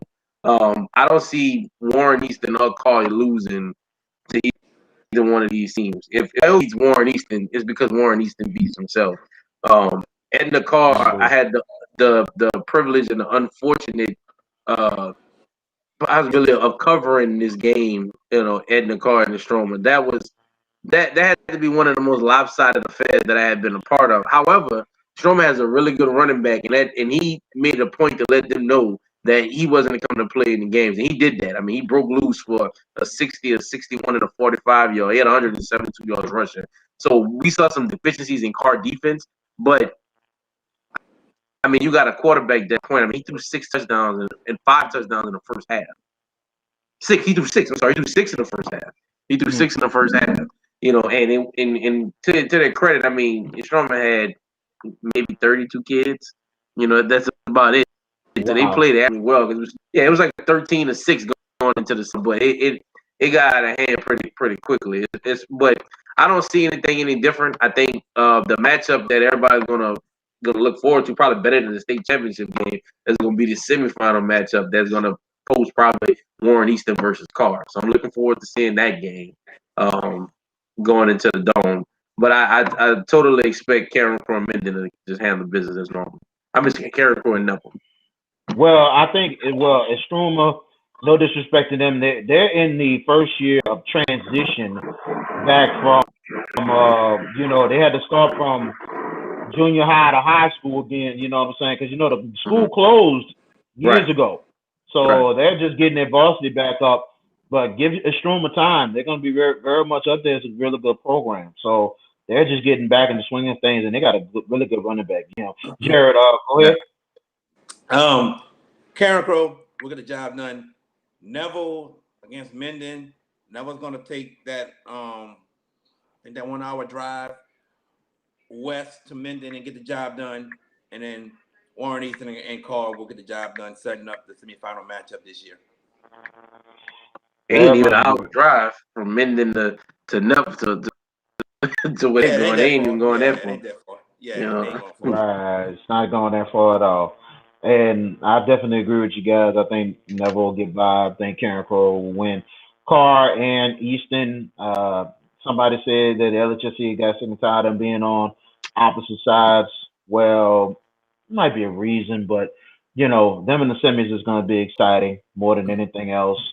I think Easton with a couple. If Easton, I think the key game for Easton, and I think things got them going after that when they lost to East Ascension. And I ain't gonna lie, they had opportunities to put East Ascension away, and they didn't. And East Ascension hung in there, came back, and forced overtime and won the game. That was a game that if Eastern wins, you might see them on the other side of the bracket. But with that happening, things happen different, and that's why they're on the same side. So, but no disrespect, the one that had to go to the But moving on, let's go to division. Let's go right quick. Division 4. Um, let's start with you, Jared. We go to the regional semifinals now. Calvary Baptist Southern Lab. Southern Lab getting the win over Cedar Creek. Calvary Baptist getting the win. Washita Christian, great effort by Country Day, but Washita Christian superior. They're going against Vermilion Catholic. Vermilion Catholic pulled away against Riverside. My pick to win Division 4. Your thoughts, Jared, in Division 4? Trying to see right now. I'm gonna tell you right quick. Can y'all still see me? No, Yeah. No. No. Well, y'all I can can hear hear me. you though. Yeah, We can definitely hear can hear you. you. We can hear you. Y'all can hear me. Okay, Yes. okay, cool. All right, Division 4. So I'm gonna go with Calvary Baptist, and I'm gonna go with Washita Christian. Washita Christian Catholic Baptist. Interesting on that one. Dashone? Honestly, I see it the same way JB does, but it wouldn't surprise me if Vermilion Catholic goes into the dome. I mean, I think that's a toss up either way. I honestly feel those teams are pretty much equal. Warsaw Christian and Vermilion Catholic. So, but I do have Warsaw Christian moving on, and also Calvary Baptist. I say the same, man. Battle of North Louisiana. They will battle for the state championship. So one of them's gotta be the king in the north. So that will be to us. We all agree is gonna be the championship. Division Mhm. 3 regional semis. Here's the matchups we've been waiting for: Notre Dame, McCriley, St. Charles, Isidore Newman, Lafayette Christian. Let's start with you, Deshaun, with these semifinals, especially Isidore Newman and Lafayette Christian. So well, I'll start with Notre Dame and St. Charles. I'm going to go with the unpopular. I'm going to St. Charles. I think that St. Charles is just too strong of a team for Notre Dame, but Notre Dame is playing really, really, really good ball. But I expect St. Charles to actually move on. But as far as this Newman and Lafayette Christian game is concerned, everyone expects Newman to go forward, but I just have a funny feeling about it. I don't have a really good reason. I just have a funny feeling about them going into the dome, excuse me, to the championship game. Um, it just seems like it's never in the cards for Newman. When was the last time they went? So I don't. I think that Newman has to overcome their own demons. Not because Lafayette Chris is a better team, but just with like the same all with their curse or whatever, like overcoming their own selves, and that's kind of how I feel about Newman. So I'm more of a they're gonna have to show me better than me having to pick them on paper. So I'm gonna still go with Newman, but I think that Lafayette Christian can possibly pull an upset. Jared. Jared, can It's you on hear? me. Yes, on you. Yeah. Your thoughts. All right. So I'm gonna go with St. Charles Catholic. Totally agree with what Deshaun says. Too strong. If we go back a few years ago, it'd be hard for me to go against Notre Dame. Very hard. But definitely St. Charles Catholic. And look, Newman had a tough game against who did they play? Was it Cali New Iberia or Cali Cali New Christian? Iberia. Cali Cali New Iberia. Cali And New it's always a Iberia was tough game. a tough game. A team that they've had trouble with in the playoffs for years, and they got over the hump. Lafayette Christian Academy is no slouch. There's no joke. They got athletes for days. They got the number one safety in the nation in Ryan Sage that plays for them. And if I'm wrong, I think he plays both ways, Deshaun. If I'm wrong, I think he plays both ways. So this is not gonna be a cupcake game. It's gonna be a tough game.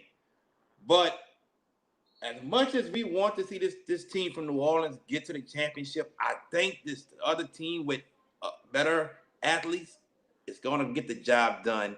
I'm going to say Lafayette Christian Academy. Oh, and you picked Newman at first. I did. Ah, I did. I ah. did. I told you don't sleep on no that. I told you that. I told you. Now, I'm gonna go with now. St. Charles Catholic. Notre Dame Crowley, two great teams, two great coaches, Frank Monica and Louis Cook, two legends of the game. I think St. Charles has had Notre Dame's number for a little bit. So Yeah. I think I'm going to go with St. Charles. But by field goal once again, it's going to be another Slobberknocker, another classic in itself. Lafayette Christian Newman, it's going to be a shootout. It's like you said, a lot of pressure on Newman. They haven't been there. I think they get by Lafayette Christian. I'm gonna stick with Newman. I'm gonna stick with them to get to the dome in a shootout. Don't be surprised you'll have 50, 60 points on the board, and I hope that game can get streamed for free this week because that's gonna be a great game. Get your tickets early. Get there early because it's gonna be the scoreboard's gonna be lit up all night, all night. Let's go now to division. I believe now we'll be Division Two now. Division Two, De La Salle getting by Turling's Catholic. What a game that was Friday, Jared. If you watched it, man, I mean, great game between those two teams. De La Salle pulls away 28-17. They'll host Edie White. Edie White gets by Haddon 16-13. University, they wind up playing Vanderbilt Catholic. Big ups the Vanderbilt Catholic having the courage to still play, but they lose 43-14. They'll take on St. Thomas More. Let's start with you, Jared. Your thoughts on these semifinals? My thoughts is exactly this. We're getting the rematch of the state championship from last year. De La Salle is going to move on, and St. Thomas More is going to move on. Those are my picks. Dashone? I agree with Jared. I mean that's what we agreed on all along.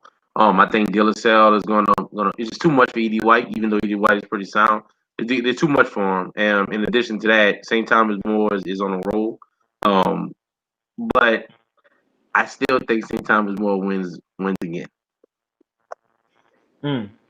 And I think it's unanimous. De La Salle and St. Thomas More for the state championship.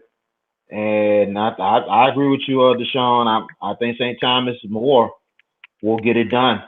They are a very, very good team, one of the best all around in the state. Division One championships, semifinals coming up. Okay, here's where the craziness lies. Now, Brother Martin, they get by Jesuit in a good ball game. Not surprising of the result. 36-34, Brother Martin. Catholic, they get by Rummel. And I know you got some thoughts on that game, Jared, as Catholic gets by 42-35. Your thoughts on that one right quick. Well, I think in the first half, I think Romo actually had a good game plan offensively, and Khaled could not stop Romo's rushing attack. When Logan Diggs had over 170 yards rushing in the first half, yeah, you heard me right, over 170 yards in the first half. The run game was working. Now, what kept Khaled in the game? They had big play after big play after big play. Rummel kept giving up big plays that kept him in the game. When I'm saying big plays, I'm saying a run for over 40 yards or 50 yards. They had a 70-yard run later on, then a 73-yard run later on. So the defense was giving up big plays. Eliminate the big plays. Rummel is in the next round to play Brother Martin. But that's what happened. You stop going to the running game in the second half. You want Kyle Rickenson to be your hero when you're not giving the ball to your best player. When in the first half, they couldn't stop him. They couldn't stop him. Keep feeding him the ball. But you want to throw the ball with Kyle Rickenson. And that's what gets you in trouble. He threw a pick that was returned 50-something yards. So, yeah. The play calling changed, and then the big plays that they just couldn't stop on defense. That was it. And then, not to mention, Catholic Baton Rouge, okay, ran a spread option with two running backs, most of the game. 2 running backs. They barely played this freshman quarterback. Well, the freshman quarterback came in there and threw the game-winning touchdown. Unbelievable. Wow. It was a 35-yard play for a touchdown. Another big play. Rummel couldn't stop the big plays on defense, and that's killed the number one. Getting away from the running game with Logan Diggs, number 2, hurt them also. Well, absolutely. The other semifinal seed, Bird, they get by St. All 31-14. Great year, great first year for Nick Foster. And I really think he's built a program. St. All and Bird was in a tight one. It was a 7-point lead, Bird, going in the fourth quarter, but Right. a big field goal by Bird extended the lead, and then a huge drive for interception by Bird really got really it was a pick six, and that was it. That got Bird the win, and big ups to St. Aug, and I tell you they're losing some people, but Nick Foster's got a lot coming back next year, Yeah, and I he's agree. gonna have a really good squad next year. So the Cat League needs to look out for that. But also John Curtis getting it, and I called it. John Curtis getting gun against Scotlandville. This reminds me of years ago when O'Perry Walker took on Curtis in the playoffs with Herb Tyler. And I really thought Herb Tyler and them had a chance, but I wasn't even close. This is that type of game, especially with the injuries. And I said it before, JT's been there before, and he did it again this time. And it was mostly dominant. Scotlandville tried to come back, but the defense stepped up big. And then the offense that Curtis had, amazing. Great win for JT Curtis and Curtis. So Dashone, what is Curtis' chances against Bird, or this is gonna be a field goal game, or what? A field goal game. This might be a chip shot, man. A free throw. It's so Bird and John Curtis' offenses are pretty similar. The Same. difference is Yes. John Curtis is a more polished product in terms of what they're putting out on the field. So I almost feel that John Curtis kind of was gift wrapped at this. They probably heading back to the dome again because just for the weakness of this side of the division, which is why we probably all thought St. Augustine had a really good opportunity to get to the dome. On the other side with Brother Martin and Catholic, I expect Catholic to go back to the dome. I believe in Brother Martin, but Mm. I something's in me just telling me that Baton Rouge Catholic's gonna find a way to win. Brother Martin is who we think they are. And they showed that against Jesuit. I mean, they're not that far overmatched than anybody in the league. They're just playing really, really efficient. And Brother Martin can play a really good game. They'll steal this one from Catholic, even though they're the higher seed. And then they can grace the fields of the Superdome going forward. But I don't see it. I think Catholic moves on, and I think John Curtis moves on. I think Curtis moves on too in a close game. Bird, good run for them. They're gonna be prepared and ready, but I think Curtis will get it done. I got Brother Martin getting by Caddy in a great game. I really think Caddy's gonna come to play, but I think, like I said, Mark Bernice and Brother Martin. Mark Bernice is a great story. What's going on with him? But not just that, Brother Martin's been a long time since they got to this point. So this is a huge game for them, over the hump game more than anything else. Moving on, Class 1A. We Wait, talked wait, about wait, 4A. wait, wait, What's up? wait. I gotta give my picks too now. Wait a minute. Oh, I'm sorry. I thought you had your pick already. Go ahead, Jay. No. Go ahead, Jay. I know we're All running a right. little late. Go ahead. All right. Yeah. Curtis and Bird, like it's the same offense, but Dashone hit it correctly. More pilots is Curtis, and I got Curtis winning. Curtis back to the championship. Okay. In regards to this Brother Martin Catholic game, will Brother Martin defense show up? Mm. That is the question. Will Brother Martin defense show up? They offense is spectacular, very spectacular. But this has been Coach Bonit's kryptonite. The semifinals. This is his Mm-hmm. kryptonite. He cannot get over this home. He can't. But I think his offense, and he's an offensive mind. He's an offensive mind. I really believe he gets the job done in a close one. I'm going with Brother Martin.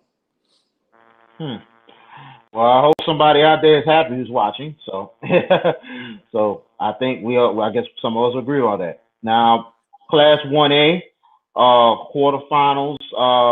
Let's go. Let's ask this right quick. We don't know most of these teams. The only team we know is White Castle is hosting Homer. They got by LaSalle. Let me ask you this, Jared. Does White Castle get to the semifinals, and do they get a shot against Oak Grove? Ooh, a semifinals rematch of the state championship last year. White Castle and Oak Grove. Yeah, it's going down. Oak Grove will be playing White Castle in the semis next week. Yes, Hmm. definitely. I see both of those teams winning. Absolutely. Dashone, you know, let's see, same question here, but also let me ask you about Haynesville. Haynesville look like they're back into things again. The Kings of 1A. Your thoughts of the White does White Castle get to the semis, and not just that, is Haynesville making the return back to the semis? So I think we all agree. I think White Castle does get back to the semi. Um, the jury's still out on Haynesville, in my opinion. The jury's still, but I do agree with White Castle moving on. Just most of these teams I'm not with, that I haven't seen play much at all. I could be the first one to admit that. But I do expect Oak Grove to take care of business and move on as well. Absolutely. So let's go to 2A. I agree with White Castle getting to the semis myself. Let's go to 2A. Hmm. Kentwood, they go down to Magnum. Magnum proved us wrong. The Dragons trying to get over the hump. They're in the Yes. quarterfinals. They'll take on Port Allen. They will host them on Friday. You got St. Helena in the quarterfinals against General Trask, who's been a very big surprise all year long. Manny, the 1 seed, they go to A meet. Deshaun, does A meet pull off the upset? I am going to go with Amy pulling off the upset. I believe in the words of Amy. I think that they were totally shocked, Manny, only because this game is at home. This game is at home. JB just lost it. I think he off screen, but we're gonna have a whole different conversation on the recap show next week. I'll show you. Yeah. I think that A moves on. I can agree with you on that one. That's my state championship pick is A meet. So I'm Yeah. I'm sticking with the A meet Warriors to getting that win. Jared, do you think A meet pulls it off, and do you think it will be A meet St. Helena for a semifinal book next week? You said, do I think A Meat's gonna move A meet on to the pull next? off the upset, and will it be A meet St. Helena next week? No, no. I'm sticking with Manny. I am sticking with Manny. I do not see A Meat pulling off the Hmm. upset next week. I am sticking with Manny on this one. Okay, that's very interesting on that. And like we mentioned, Port Allen we will be taking on Magnum. Should be an interesting one. And we'll move on from there. Now let's go to class. We're on 3A now. Yeah, we go 3A, then we go 5A. We close it out. What a game between Lutcher and Jennings, 50-49, the final. Lutcher showing how much of a future Dwayne Jenkins has in his team. What a future they got with a lot of players coming back next year. But 50-49 was the final. Now Jennings will take on Matt. They're home against Madison Prep, St. James on the road at Church Point, Lake Charles College Prep against Jenna, St. Martinsville, Union Parish. Jared, let's start with you. Can we get some quick picks right quick for your semifinals in 3A? All right, cool. Jennings, number one. Um, St. James, Lake Charles Hmm. College Prep, Union Parish. Okay. Deshaun. I'm going to go in reverse. So I have Union Parish moving on. I have Lake Charles College Prep moving on. I also have St. James moving on to go over Church Point, and I have Jennings moving on. I don't think there's no surprises Hmm. there, in terms of who's gonna actually win. And I agree with you, Dashone. I'm gonna go with Union Parish, Lake Charles, St. James will get by Church Point in a close game. Jennings and Madison Prep. That is gonna be a great ball game. Jennings will get by. Will get by the skin of their teeth against a very good Madison Prep team. So they'll get by the skin of their teeth. Finally, the crazy class. Well, mostly maybe the class that we thought it was going to be crazy, but I thought it was going to be crazy, but it's not. 5A.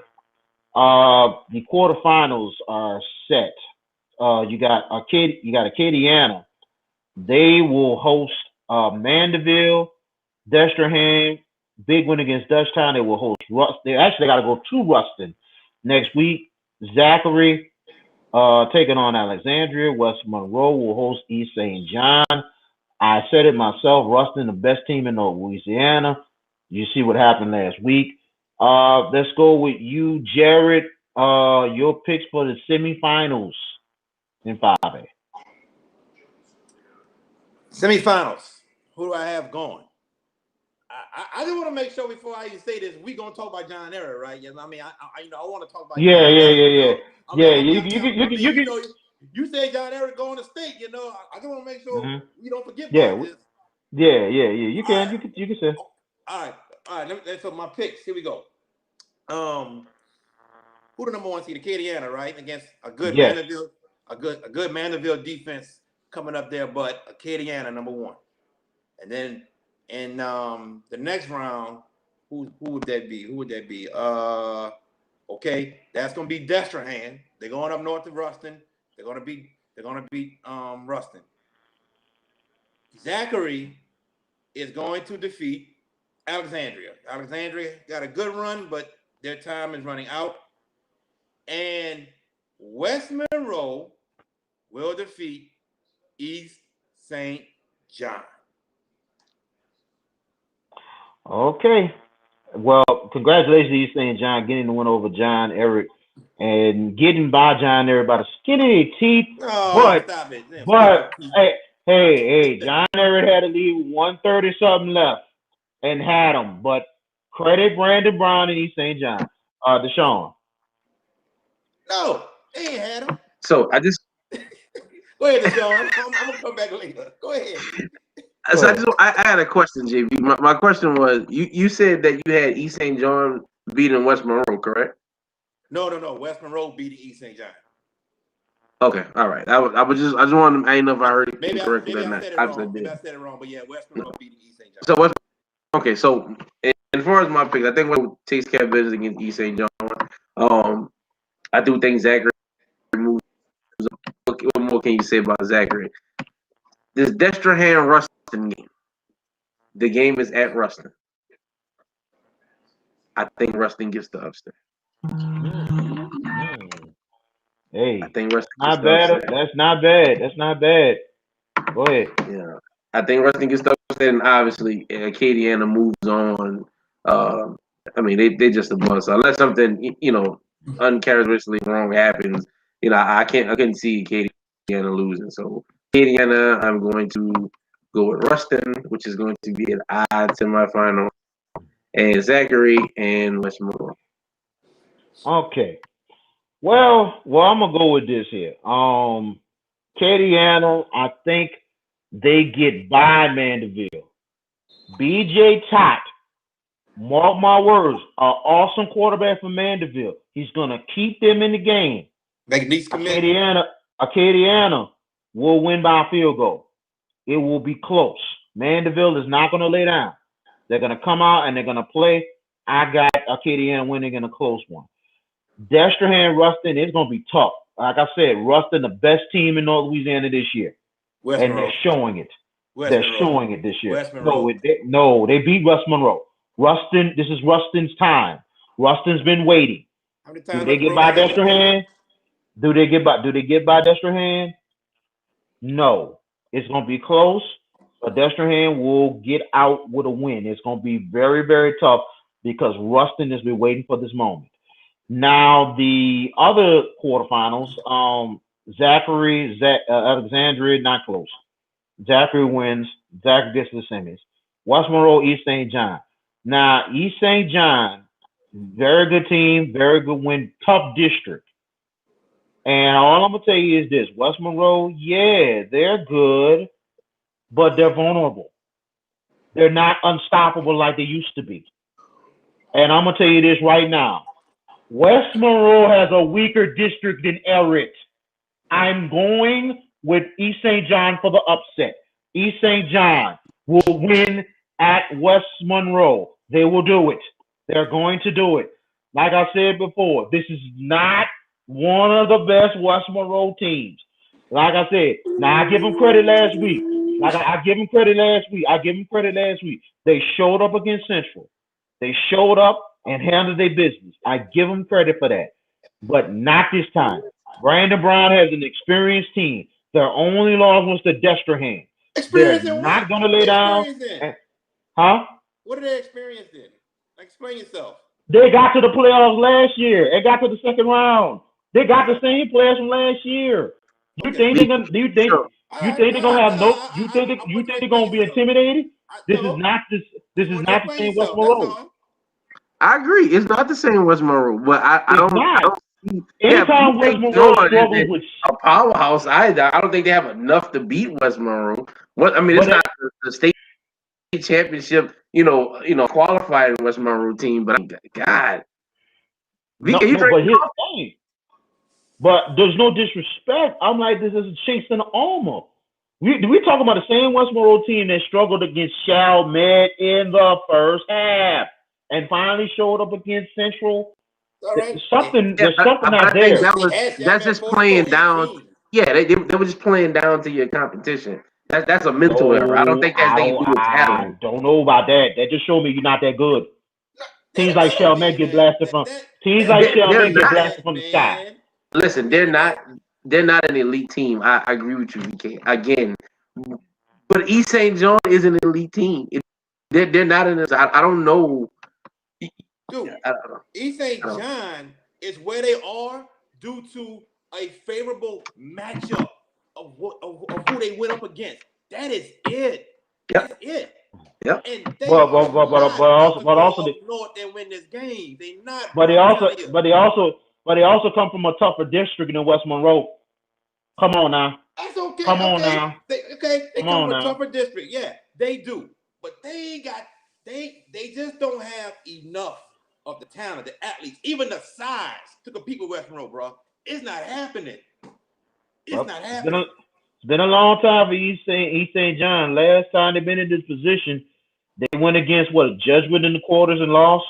But this is a true test for Brandon Brown's squad, and I think Brandon Brown, That's and who you he gonna said it. fail. He said it in an interview on Friday. He said it in an interview. He said, "I remember I took St. Helena to the state championship, and God looked like God might have been telling me it might not have been my time, but this could be my time to try to win state at my alma mater. And Boy, this is his alma mater. This is his time. Like I said, I don't know if East St. John gonna win state championship, but I think they got a great chance to beat West Monroe. It's just the fact the matchups favor not it this one. favors them. Not this one. Not Okay. this one. The Okay. one against Woodlawn favored them, and they had to come back in terrible weather conditions and a terrible field condition. The But matchup with what? Eric, that matchup with Eric favored them to me due to better coaching. Brandon Brown, better coaching. The better athletes and the better talent was with John Eric. But due to better coaching, yes, he won. Next week, it ends for East St. John. Hey, Unfortunately, you it can't ends. you can't disrespect Coach Rogers like that, I'm man. not The job disrespecting is him. done. I'm telling you who got the better coaching staff. I didn't say nothing right about Reggie Rogers. Okay. I'm saying Okay. my opinion. Okay. The East St. Okay. John got the better coaching staff. That's just it. And they got a great coaching staff, and I think they're gonna go. I think they're gonna go there. Get it. I understand where you coming from, Jerry, but at the same time, I just feel that the matchup is favoring East St. John. I really believe it. This is not the when East St. John wins. I know you're gonna have a shock look on your face, and you're gonna say BK was dead right. When what I When seen years if East ago, St. John win, what I will go on Facebook Live and say my man VK Jones predicted East St. John would beat West Monroe, and he was right. I'll say I'll do that. that's my man. That's my man. Because I'm a man. I'm a West man of my Monroe words. when West Monroe win, you come on Facebook and said, I- man, Jerry JB Boy told me I was wrong by John Eric East St. John. I'm a man. I'm a man. And I'm a man to say I was wrong about John Eric winning 5A. I was wrong. I was dead wrong. Eric is going to be very much better next year with a lot of players returning for Reggie Rogers' squad. My thing is for Reggie Rogers, do me one big favor. And I know West Jeff is an improving squad in that district, and it really helps you a little bit. Schedule a little tougher next year, just a little bit. If you can schedule some tough opponents like Corey Lambert did years ago with that run to the dome, that will help Eric down the line. And that's what they're going to need to do next year. Schedule tougher for the first 3 games before you get to district. That's what Eric needs to do. That's the only way they'll be prepared playoff-wise. And that's how I look at it. But I think Reggie Rogers done a great job. But no disrespect, I was wrong. But I will go on Facebook Live and say that I'm dead wrong about East St. John. That if they win, I know you'll go on there. I will so we're men of our words. That's We're right. men of our words. So it's all to the good. But like I said, I've seen this years ago, a couple of dome trips against Karen Crow, where Karen Crow, if they would have had some kind of offense, they win the state championship. West Monroe lucked up with one of the luckiest state championships I have ever seen in my life. 5 turnovers, you still win. But then, all of a sudden, against Landry Walker, and it took that one touchdown pass by Keaton Thompson, and all of a sudden, that big hit on that quarterback, number 10, that just showed me right there, chinks in the armor. I'm like, this is not same West Monroe. It's not. That's just straight up. It's just not. I think me, you, Dashone are on the same page to where it's not the same West Monroe that was perennial powerhouses in the dome every year. But they are still the part of that top tier. Like I told Dashone, it's 4 teams in the top tier: Zachary, Destrehan, Acadiana, and West Monroe. That's your 4 at the top of 5A every year. Every year. I agree. East St. John. It's no out. Yeah, I don't think we disagree that West Monroe is not the same. I think we are on the same page with that. But they still getting there for the semis up to the finals. They still get there. But I think a lot of that has to do with like favorable matchups as well. I don't think that West Monroe keeps talent. I mean, I can't foresee a time when they won't have talent. I know when they're not good, but it doesn't mean that they don't have talent. Right. But I just don't think East St. John is on the. I don't think it's even a question. I don't think it's gonna be a blowout. You know, I'm not advocating that West Monroe is going to go in and just whitewash this team. I just don't think that East St. John has enough to go up to West Monroe, pull off that victory.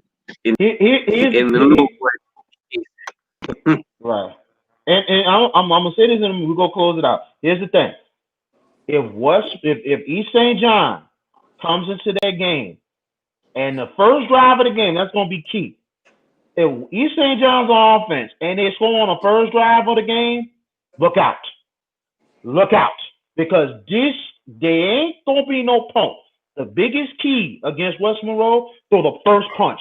If you throw the first punch and punch him in the mouth and keep it up, that's ball game.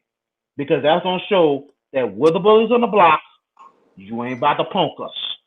And I think East St. John, knowing I'm just saying West Monroe, but here's the thing: East St. John are some different kind of people, and we got to see what happens. If they come out, throw the first punch, and keep it going, hey, that's how East St. John win. But West Monroe, they are known to fight back. They're known to fight back. So I'm not gonna disrespect West Monroe like that. But when I say they're not good. But we'll see what happens. Hey, we'll recap it next week. Jalen Hurts threw his first touchdown pass. What? They didn't put him in over. Wow, that's interesting. Carson Wentz got benched at halftime. Whoa. Well, that's something to talk about next week. For Jared JB Boyd, for Dashone Denhams, I'm BK Jones. Coach Tory, we thank you so much for joining us, my man. We would like to have you come back soon. You know what I'm saying? We'll talk a little bit more about what you're doing, especially with Algiers, with the village. We ain't gonna talk too much about LB Landry because we're not gonna disrespect him. I wasn't trying to disrespect him at all. It was just trying to say how I felt about the whole thing. But regardless of